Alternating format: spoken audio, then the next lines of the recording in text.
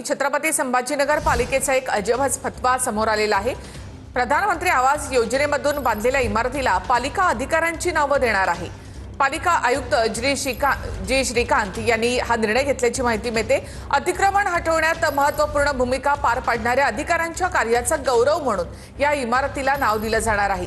सहाय्यक आयुक्त अशोक गिरी आणि सहाय्यक आयुक्त संजय सुरडकर यांची नावे यासाठी दिली जाणार आहे। प्रकल्पातील एक टॉवर अशोक तर दुसरा टॉवर संजय या नावाने ओळखावा अशा सूचना आहेत। प्रधानमंत्री आवास योजनेमधून 11,000 गरिबांना घरे मिळणार आहेत। गडचिरोलीमध्ये वाघाकडून एकाच दिवशी 31 बकऱ्यांची शिकार करण्यात आली आहे। गडचिरोलीच्या सिरोंचा वनविभागाच्या हद्दीतील ही घटना आहे। वाघाला जेरबंद करण्याची ग्रामस्थांनी आता मागणी केली आहे। जिल्ह्यातील सिरोंचा वनविभागात वाघाची दहशत निर्माण झालेली आहे।